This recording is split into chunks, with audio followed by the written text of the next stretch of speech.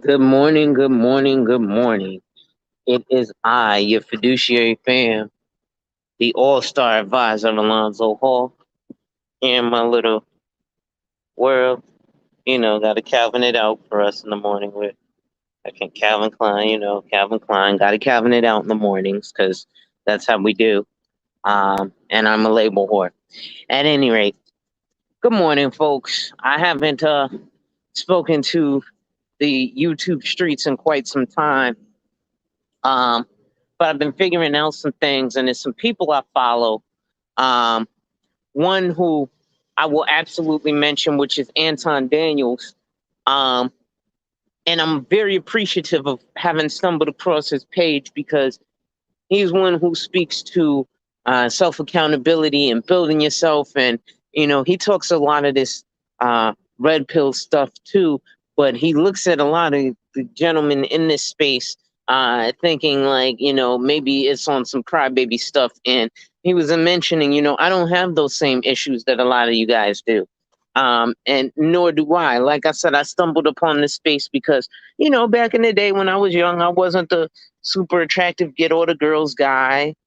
And now that I'm a little bit older, I understand like the reason people follow behind Kevin Samuels. Kevin Samuels, even though he clout chases and says he was getting a bunch of chicks, you can look at him and see he wasn't getting a bunch of women when he was younger. So what does he do? Well, now that he's older, he's silver fox. Women consider him attractive now, and he's financially stable. Well, he's able to turn away a lot of those girls. So it's kind of like Revenge from High School. You get to turn away them girls that turned you away back in the day, versus now, where he's in that position, so he can do so. Um, but I think, like I said, I want to talk to y'all a lot about building and stuff, right? And what I've been doing the past few days is really building with some other brothers, right? These what's going on? Okay. So these other brothers that I was building with, we're doing a lot of different things, like actually putting ourselves out here to be in a position to really do some things.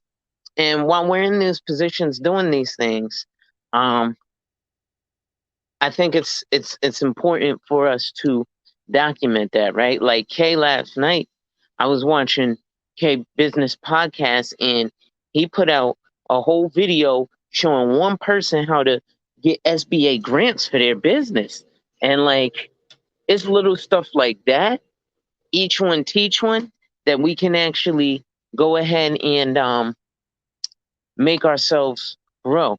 But Anton Daniels was talking about accountability because a lot of the times there's stuff that we do or dislike to do, this, that, and the third. I'm gonna go ahead and take one right now.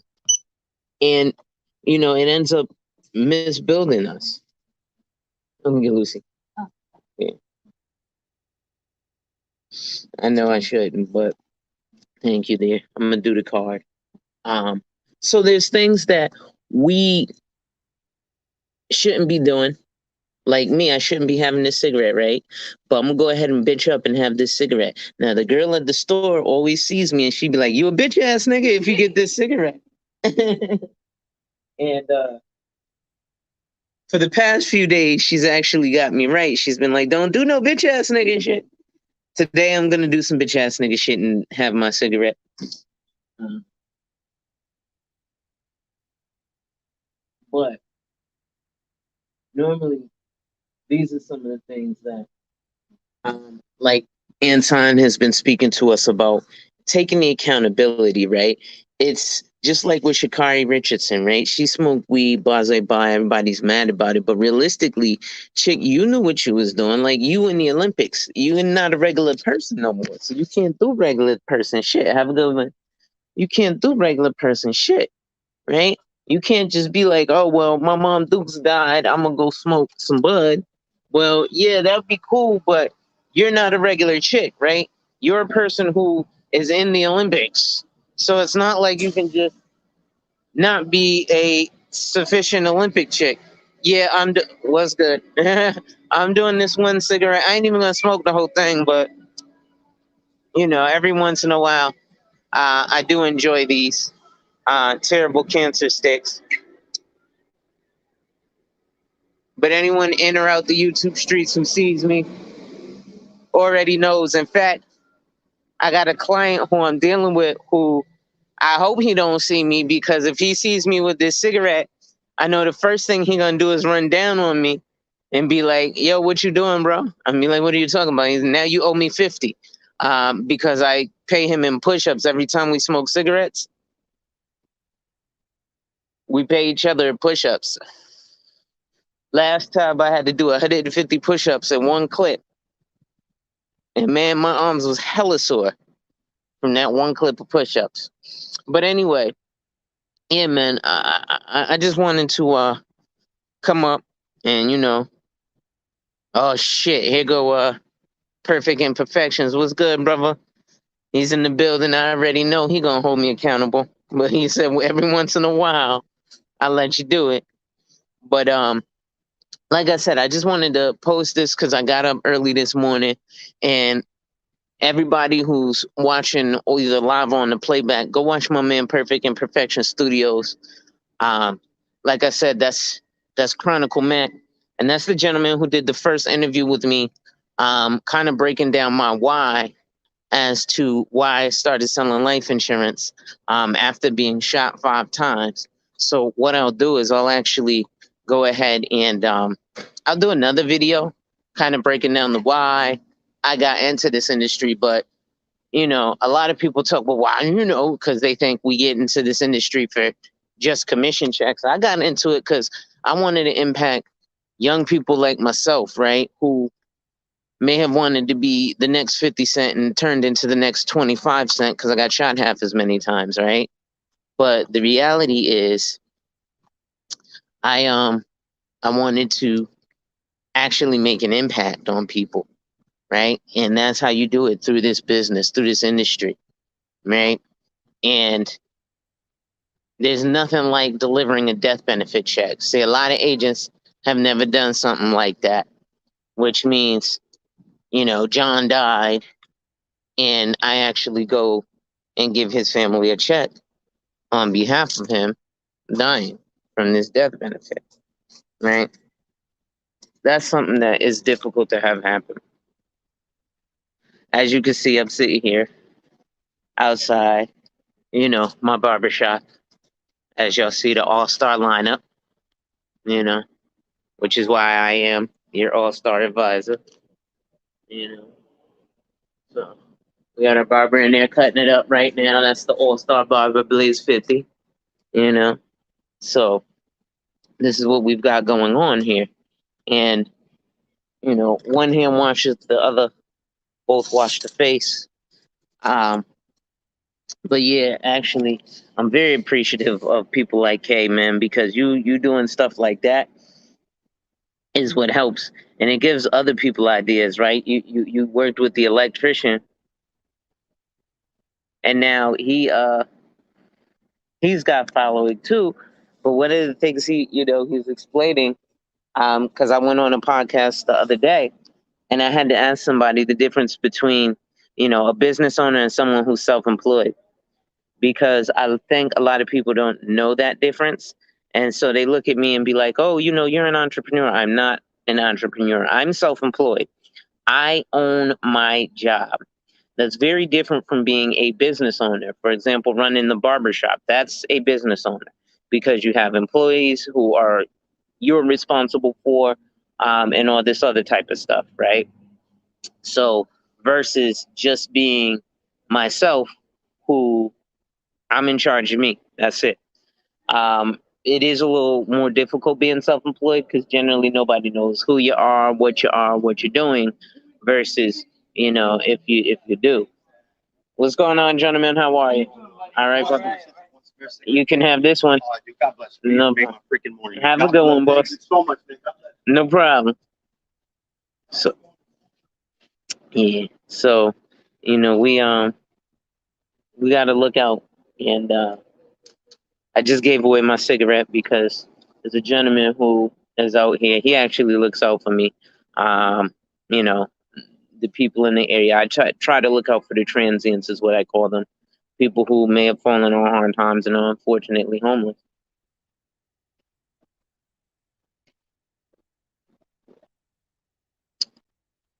So, you know, I make sure when they out here, if I got a little something, I'll hand it to them. And they always look it back out for the kid. But I think, yeah, man, we gotta find a way to have our best impact. And part of how you doing? Part of our best impact is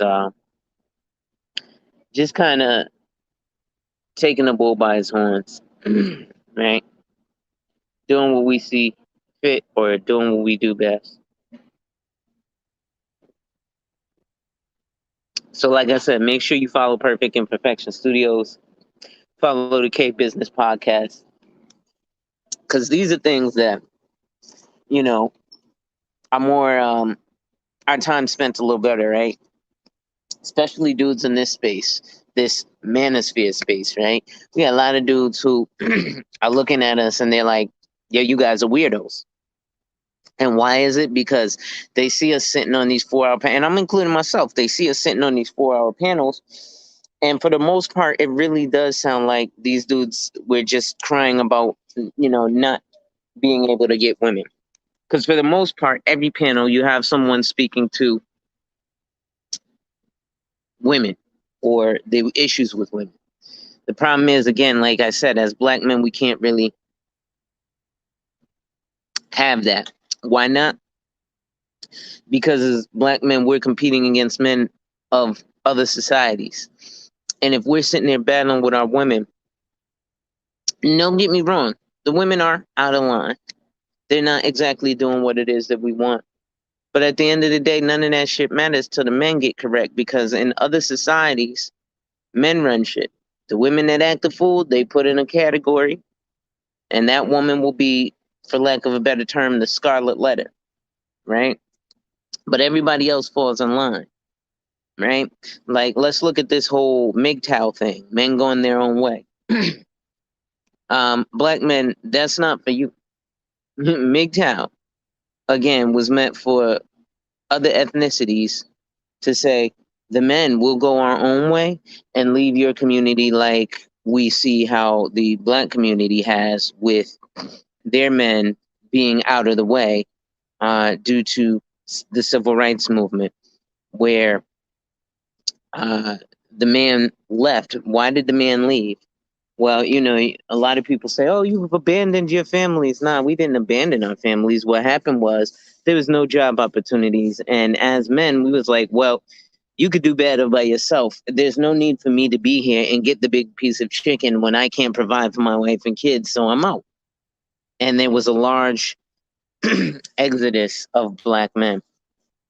So then you had this bitterness, and now you have this reoccurring cycle where, oh, women is going to raise the man and blah, blah, blah. Obviously, that can't happen, because just like I can't teach a giraffe how to giraffe, a woman can't teach a man how to be a man. You can raise a boy into manhood. That's something completely different from creating a man out of a boy.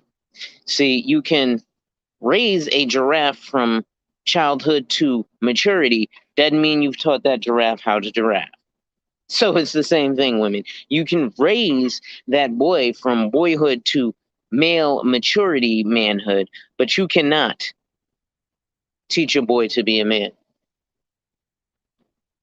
Shit.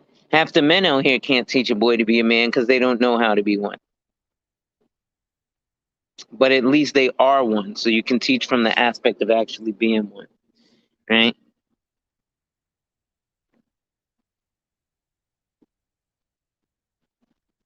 But listen, I actually am gonna be a little short today. I'm just kind of getting my rant on, my ramble on, because I feel some type of way. You're gonna see this type of content coming.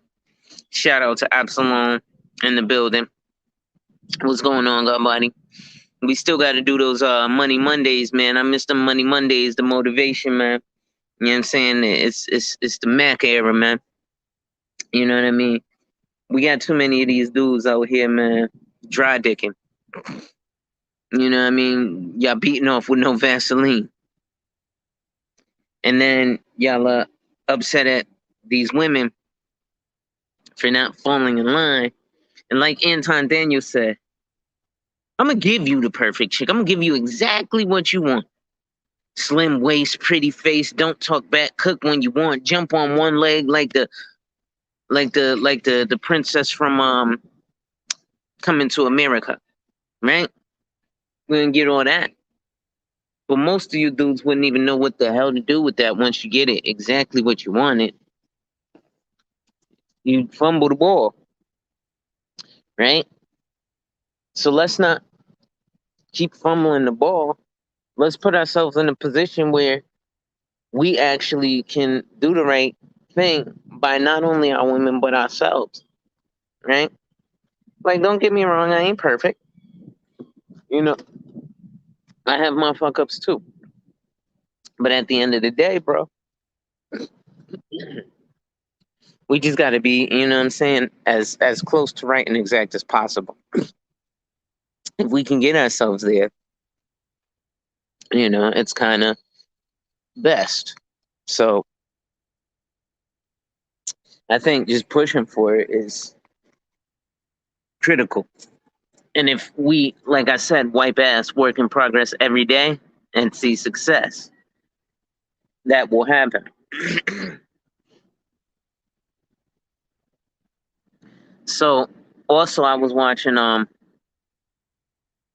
of my favorite shows yesterday, $1 Million Listings New York. That's what had me get into real estate when I was in New York. And I have gone through some of my archives. So a lot of my videos, um I'm about to bust out and start showing some of the pre-recorded phone calls that I got as a realtor. Because it's funny, we hear people who aren't in sales be like, "Oh, this guy must not be a good salesperson," but you don't hear what the client is, right? Like I put a video out. Sometimes a bad salesman is the result of a worse client, and it's a phone call where I was working with the client and I was literally saying to them exactly what they were asking for. But they were so busy trying to be right that we ended up not working together because they was like, all I want to do is go see the house. I was like, exactly. I'm looking for the opportunity to take you go see the house. Look, all we want to do is you tell us when we're gonna go to the house. And I was like, well, that's not how it works. And if you would listen for 2 seconds, you'd understand that when you go online to Trulia or Zillow or Realtor.com and you click on a house, it doesn't get you into contact with the person who's selling that house. It just gives you any agent who's paid to be on Realtor or Zillow. But these people were so busy. Look, all I want to do is see the house. They wouldn't go through the process to find out, hey, I'm not the agent. I need to find out what your schedule's like so I can call the agent whose house it is and say, I have some people who are interested in the house. They want to see it at this time and that time. Look, if you don't tell us that we can go see it at Friday at 2 o'clock, we're going to use somebody else. You know, it's best for you to use somebody else. See, I'm one of those people who, when it comes to my financial services practice or my real estate practice or any practice, I have no problem not having you as a client. Because if you show me from the initial intake that you're more of a headache, your money's not worth my time. And I think that people need to start understanding just because we're quote unquote salespersons or whores does not mean that we're going to whore ourselves out and be like, oh, you're this agent for me, da da da, or you're the client for me. I turn down clients more than I take them because clients have way too many expectations and then don't have the dollars to back up those expectations. So I say all that to say, just like us people in red pill spaces, don't have these expectations and not have the credentials of dollars to back it up, right? You want a woman to be such a way? No problem. Excellent. Make sure you can afford it. Not just financially, emotionally, physically, mentally, right? We say, how you doing? We want these chicks who are super duper freaky. Man, listen. The moment you get that woman with the sex drive that matches yours, you might not want that anymore. Let me explain to you why. She gonna want it all the time. Bruh, I ain't got it. I'm gonna give you a couple of these long strokes, and then I got other stuff to do. You know what I mean? That's where I am with it. That's where we should be with it. Um, you know, like I said, if we just get ourselves right and exact,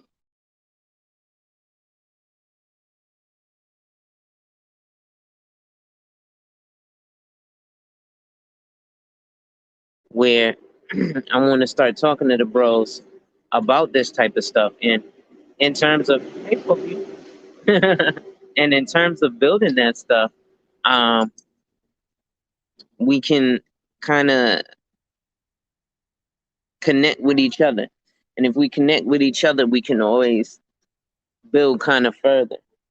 You know what I mean? If each one teach one. Salute, Kareem. I haven't seen you in a while. I haven't gone live in a while, so I'm kind of just doing a little bit of a rant.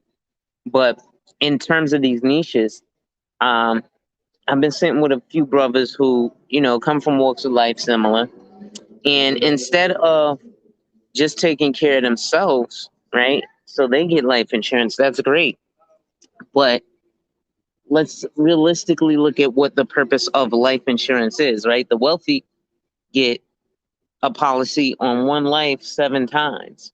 Why is that? Because there's a multitude of purposes.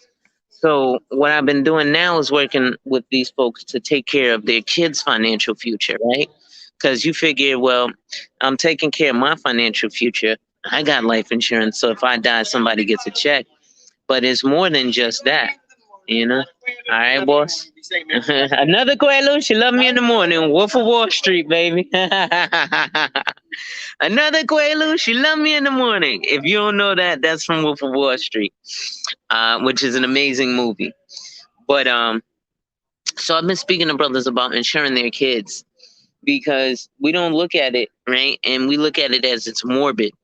But realistically, it's a birthday gift, right? If I got a kid who's more than 15 days old, and I want to pay for my daughter's wedding when she's in the future, or pay for my son to have a car, or pay for my kid's college, well, why wouldn't I start that now? See, people will put you into these flashy things. Actually, I was watching someone called Savings Minus Debt who was talking about how, people are intentional slaves. You'll go and you'll become a slave to brag that you're a homeowner when you're really not a homeowner if you're paying a mortgage for 30 years, which I have a buddy who's a CPA who the statistics show the average homeowner sells or refinances in the first 10 years. So you'll go for 10 years from, let's say you're 30. So 30, you get the mortgage. From 30 to 40, you're paying principal.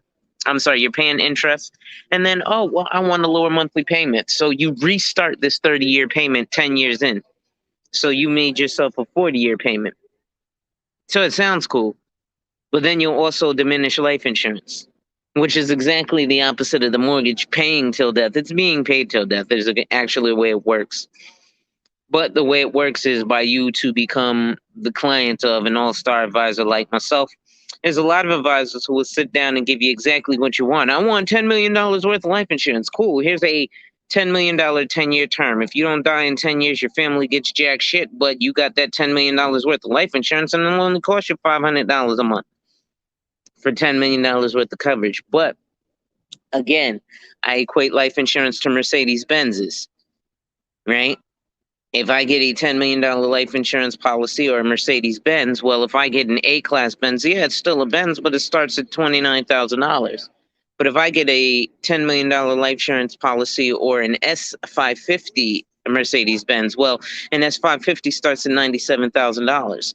But it's a Benz just like the A series. So why am I paying, $75,000 more for this car? It's a Benz. Isn't it exactly the same? Shouldn't that be the same thing with life insurance? Huh? Yeah, handle biz, man. I'm about to. Yeah. Well, I'm about to. Yeah, lock it up for a second because I'm about to run upstairs myself. All right. Yeah, but so you got different things with the life insurance policies. Word. No doubt. Listen, I'm gonna run upstairs myself in a second, so no doubt. We'll chop it up in a second when we go get breakfast. So how's it going, guys? All right. So, like I said, man, with the life insurance, bro, it's just like getting a Mercedes Benz. If you get an A series Benz, those Benzes start at like 29,000, right? But it still has a Mercedes Benz logo. Well, that would be the same thing as saying, well, I got a $10 million term life insurance policy. Well, that $10 million life insurance policy is very different. I'll give you an example. I sat with a client and I showed him the difference between a $10 million term policy at $500 a month versus a $10 million whole life policy. That $10 million whole life policy was like $5,000 a month. Then I showed him an investment grade life insurance policy, which is an index universal life attached to the S&P 500. And I showed him how that same $10 million policy was a premium of $36,000 a month. So he was like, wait, but they're all a $10 million death benefit. Why is this $10 million death benefit only $500 a month? And this $10 million death benefit is $36,000 a month. Well, there's different bells and whistles, just like with that A-Class Mercedes, it's very different than that S550 Mercedes. So you're going to pay $97,000 to start an S-Class Mercedes, where you're going to spend $29,000 to start with an A-Class Mercedes. But see, when I break it down to Mercedes and tangible bullshit, you seem to be able to understand. But when I break it down to actually creating generational wealth, like getting a $10 million policy and paying $36,000 a month versus $500 a month, there's a huge fucking difference. But then people, I ain't paying that much for that. Motherfucker, you're not paying that much to multiply your money. Even if you pay $36,000 a month, how many months or years do you think it's going to take for you to equal $10 million of savings putting away $36,000 a month? Because $36,000 a month for a year is not even $1 million. $36,000 a month for 2 years is just above $500,000. But yet you motherfuckers be like, oh, that's expensive to get a company to guarantee that when I give them $100, this event happens and they're going to guarantee that my family gets $1 million, or we're going to set it up just like an amortization schedule, because that's what life insurance is. So it beats every fucking investment because it has an actual amortization schedule. You know, like the mortgage that shows you amortization schedule, just like your mortgage shows you have this payment, you pay this much, you'll be paying exactly this much at this point in time. Well, that illustration from that cash value life insurance policy is an amortization schedule. And it shows you exactly how much fucking money you'll have at this fucking point in fucking time. But too many people want to be fucking idiots and think that life insurance is just a fucking death benefit. It's not like fucking car insurance, where if you get into a fucking car accident, the company is pretty much not trying to pay you. And the reason I'm cursing so much is because since 2011, I've been saying this shit in regular and nobody listens. Soon as I fucking cuss, everybody, oh my God, you shouldn't cuss. That might affect your business. Shut the fuck up. You haven't been doing business with me since before. So me cussing now is going to suddenly make you not do business with me? Who gives a fuck? You didn't do it before. Right? The people who actually do business with me really don't give a fuck about what comes out of my mouth. What they care about is the actual actions that happens. So for example, with business owners, when I help them attract and retain quality employees, instead of getting employees who come in, oh, I want all this high fucking salary. Nah, I don't give a fuck about the high salary. What I help you do is get the thing that most employees want and they come and work hard for, which is good benefits, right? A good retirement account, shit like that.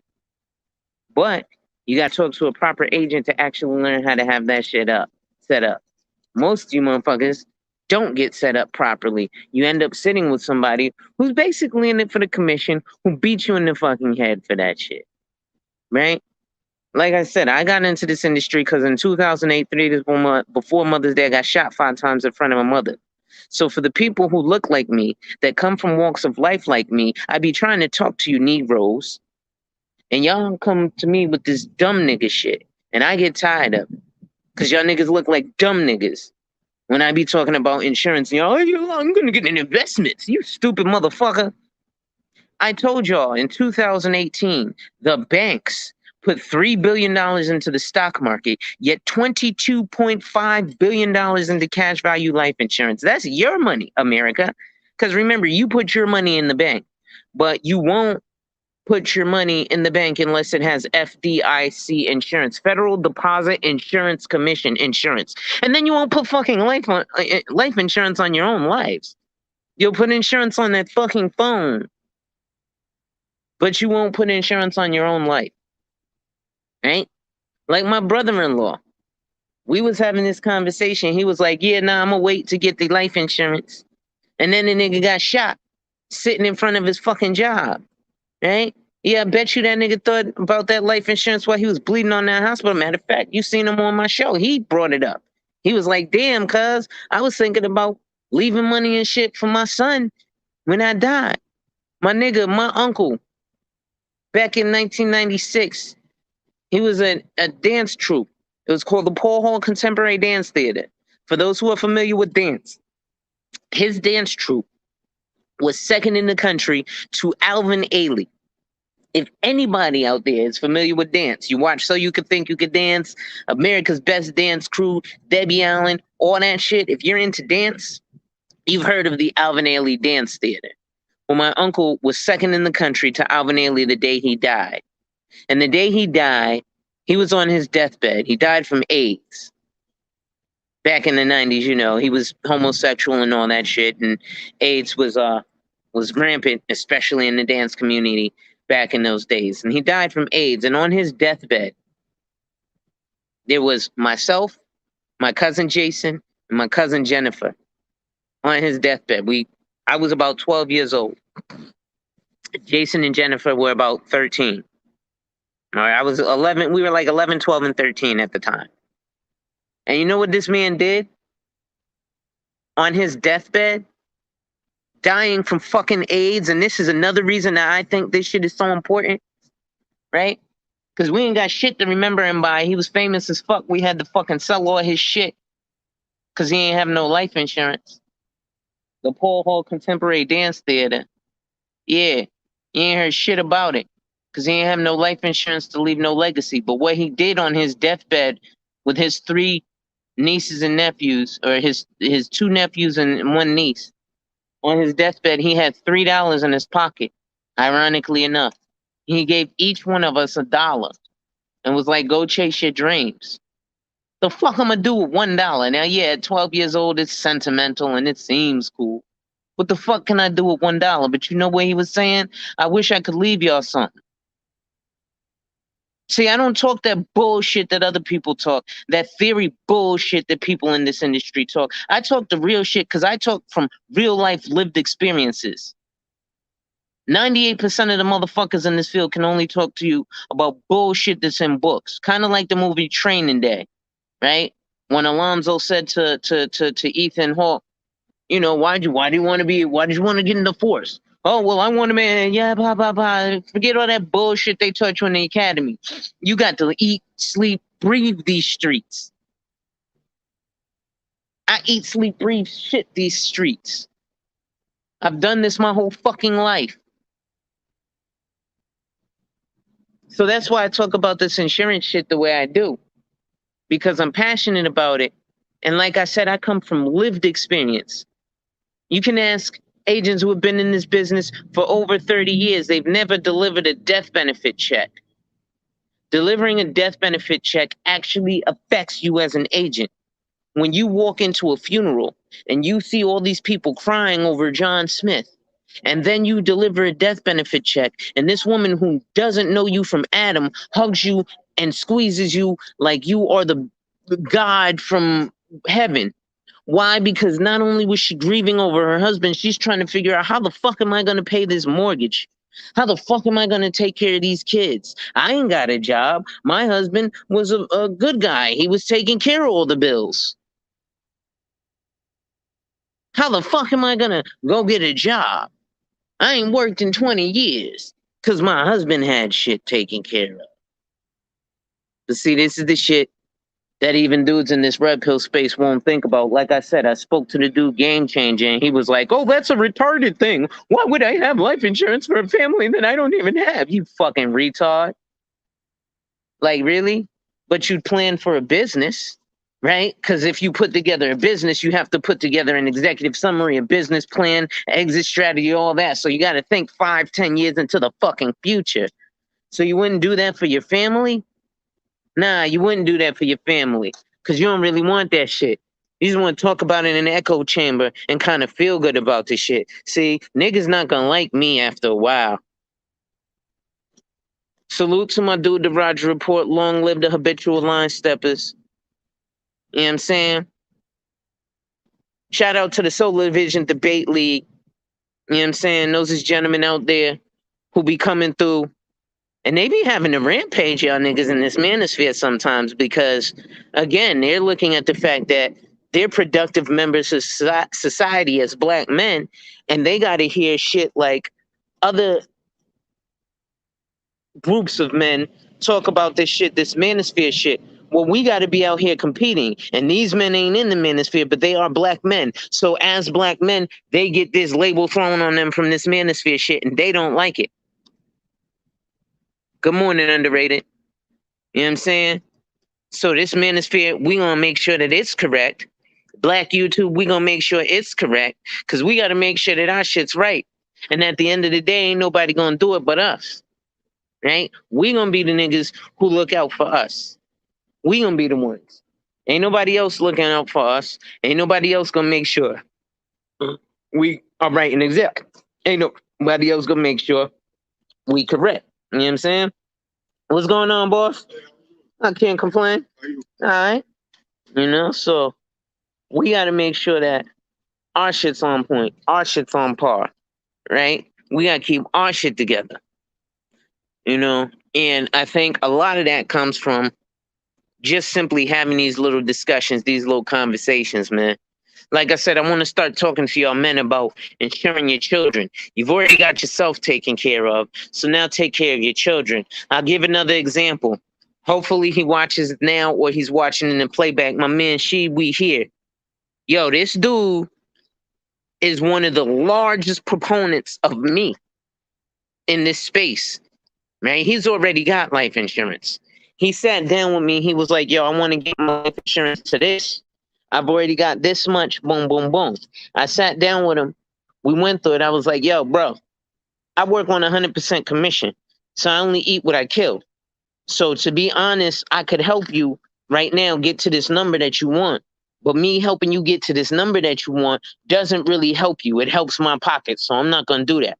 Because as a fiduciary, my job is not to help my pockets. My pockets get helped by helping you. As a fiduciary, I get more money when you make more money. That's how a fiduciary, a financial advisor works. Even though we charge all these fees and stuff, the way I make my money is by making you make money. So you're going to make me rich, client. I promise you will make me rich. But the law states that the only way you're going to make me rich is if you benefit more from it. So that's the way I like to do as your financial advisor. Yeah, you going to make me rich. I ain't got no problems telling you. Yeah, my nigga, you going to make me rich. But only if you benefit more from it. So that's the way that shit works. Right? So we've got these niches where, like I said, yeah, you got your shit taken care of, but now take care of your kids, right? When we was born in the 80s, we got savings bonds. I'm almost 40 years old. That savings bond ain't worth $100. But let me show you how to make your kid a millionaire on paper from the day they're 15 days old, right? Especially in the hood, what we do, oh, my baby's turning 1 year old. I'm going to spend $5,000 fucking dollars on a birthday party this motherfucker's never going to remember. How many niggas do you think I know who have done that shit? How many niggas y'all know who have done that shit? Oh, my baby's turning 1. I gotta go all out on this birthday party. Let me get this expensive bullshit and this fucking Elmo cake and this bullshit. And then when I say, well, why don't you, like the Nationwide commercial from fucking Peyton Manning, why don't we get them a life insurance policy? Nah, that seems like some bullshit. But your dumbass will put the money in Chase Bank and get 0.0% APR, meaning 0% interest on your money. I'm doing some shit for my baby. We got a bank account. I'm doing some shit for my baby. We got investments. The largest investment, the safest investment is a cash value life insurance policy. Again, 2018, the banks put $3 billion into the stock market, yet $22.5 billion into cash value life insurance. So if I put $3 billion into something, but I put almost $20 billion more into something else, it's safe to say that the thing that I put $20 billion more into is probably a little bit better of a bet. I mean, I'm just saying, I don't know. You could ask a random dude and he'd probably tell you the same shit. Right? And remember, these banks put your money because you put your money in the bank. So the bank takes your money and puts $3 billion of your money into the stock market and then takes 22.5 billion of your money and puts it into cash value life insurance. So you think cash value life insurance ain't kind of important? All the banks are doing it. And I had the dude really tell me, well, that's what the banks do. Well, what about for regular people? Last time I checked, regular people put their money in the bank. So if you put your money in the bank and then the banks do something with your money that you put in the bank, then they're pretty much doing it with, I mean, I don't know. That's at least the way I look at it. Right? But like I said, man, I've dealt with a few dudes who, like I said, Sheed, man, he got his kids taken care of, right? I was like, bro, I can't in I don't even have one, boss. I'm sorry. I'm doing well. I can't in good honor take your money and just give you, millions of dollars in life insurance. Yeah, that's cool, but that don't do shit for you. But I said, you got two boys, right? And your two boys are 10 years old. Let me put them in a policy so that by the time they 20, you've already got their life insurance taken care of because you're only paying for it for 10 years, but it's a cash value life insurance policy, so it's building on that cash value and shit. Oh, you didn't know that you could pay a term amount of years and still have life insurance for whole life? Nah, they not going to teach you that. They not really going to put you in the game, cuz. I told you, you got to fuck with the real ones if you really want to get what's real. Most of them ain't gonna put you in that. Like I said, I sat with my mans. He was like, yeah, I want $10 million worth of life insurance. His Prime America guy was like, cool, write it. Get $10 million, 10-year term, and you're done. I was like, nah, bro, how you come with that number? He was like, oh, I said $10 million policy is only protecting $100,000 a year, my G. He was like, what do you mean $100,000? I said, listen, the average person who makes $50,000 a year, when you fucking with an all-star advisor like me, I'm gonna put you.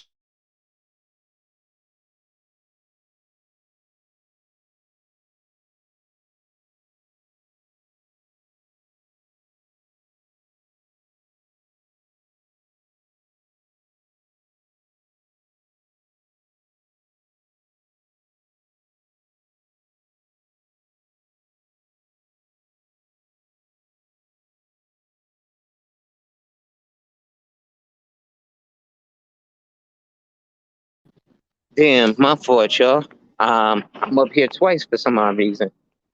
But yeah, man, it's like $1 million is only $50,000 a year for 20 years.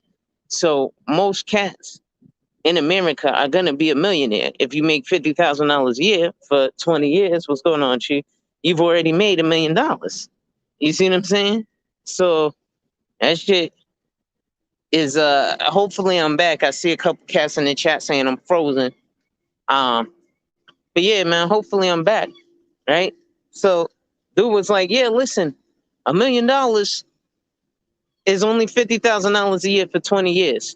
So most motherfuckers is gonna make $1 million in their lifetime with no problem whatsoever. You know what I'm saying? Like real quick and easy.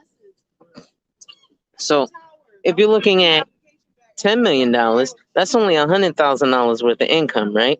For 20 years. So he's like, oh, well, $10 million. I'm like, yeah, $10 million. You're not talking to the average nigga. $10 million ain't shit to me when you're looking at protecting your financial future, right? $10 million is $100,000 a year for 20 years. So it's not a lot of fucking money. Yeah, in the hood, we might think it's a lot of money because we ain't got $100,000 cash in our fucking hand at one time. You ain't seen it. But again, you talking to a nigga who been on Wall Street. Cause working on Wall Street, my nigga, I see that shit with no problem. So niggas running around with Beamers, Benzes, and Bentleys, yeah, that look nice, but it's some bullshit when you talking to niggas who actually got money. You know what I'm saying? You're gonna see niggas like me walking around in a fucking Calvin Klein t-shirt and Calvin Klein drawers all day, every fucking day. Right? That's it. So all I wear is fucking underwear all day. You know what I'm saying? Which is, nigga, I sleep on Calvin Klein pillows. The mattress I sleep on is 20 racks. Meanwhile, your fucking Benz is 20 racks. You see what I'm saying? So we on two, it's levels to the shit like Meek Mills be saying. You know what I'm saying? Like I said, you want to look up Heirloom, Airloom. That's the type of mattress I sleep on. The most expensive one is by Clough. It's called Beyond Luxury. They sell it at Bloomingdale's, and it's $50,000. But most of you broke niggas, when I be like, listen, I sleep on a $50,000 mattress, y'all niggas be like, a bed for $50,000? Oh my God, that's expensive. See, that's that bullshit. Again, you're not thinking about where the money is at. You know what I'm saying? So you really can't fuck with that shit. Like it's and all that reason I talk this shit, I don't talk this shit to brag to niggas. You know what I'm saying? I'm not saying it to impress you. I'm saying it to impress upon you some shit. You smell me? This ain't no shit to just be like, oh, I'm bragging. Nah, my nigga. I ain't really got no need to brag. You know what I'm saying? Because I got it like that. And niggas who got it like that don't brag on that shit. You smell me? And y'all niggas probably would never see. Because you see a nigga walking around and shit. Oh, this nigga broke. Yep. Believe that. I probably got more money than you, your mama, and your mama combined. But it's about the way that you present it and the way that you keep that shit, right? So the wealthy, again, like I said, when I was doing real estate in New York, my mortgage banker, who's got more money than all of us combined, used to come through with Gucci sneakers and this, that, and the third, because I was in East New York. And he'd be like, yo, I gotta come out and wear all these labels and shit. You think I could fit in the hood? This is a gypsy. So this is a white dude. So he was asking me because he didn't really know about the hood. And he was like, well, I know you know about the hood. You be talking that hood shit. So I was like, yeah, bro. You being on all this Gucci, that's good. He's like, word. I'm like, yeah, if you in this Gucci, niggas is gonna come spend money because they see the labels. He was like, wow, well, in my community, if they saw these Gucci labels, they would call me gaudy and broke. They say I'm trying too hard to show off because I have the label showing. Therefore, they must know that I don't actually have the money to afford this type of shit because I got to show off the labels. So in the hood, we busy showing off the labels. Meanwhile, amongst these crackers, these motherfuckers are sitting here like, we not showing no labels. You know what I'm saying? So you got us, the niggas in the hood, worried about this shit. And like I said, you got these crackers who don't give a fuck. And they be like, we gonna do what we do and live how we live. You know what I'm saying? So let me get steak, egg, and cheese with raw onions, please. On a white toast, please. Thank you. Good looking, cuz. Yeah.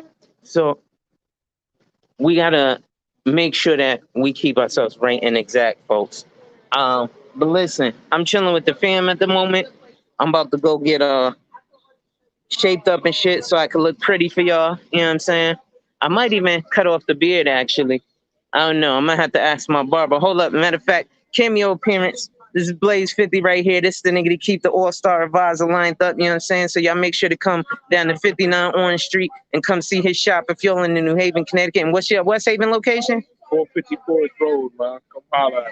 I no doubt. So when you come get lined up, you get straight, and then you come see me and get your finances straight. And I might start fucking with real estate out here because I was listening to some of my calls, and I'm a fucking beast, and I'm ready to kill all y'all other realtors out here and fucking take over the industry. So anyway, remember, wipe ass, work in progress every day and see success. Wipe ass, work in progress every day and see success. Wipe ass, work in progress every day and see success. And remember, when people challenge you, they don't challenge you to challenge you, but they challenge you to challenge you. Accept the challenge.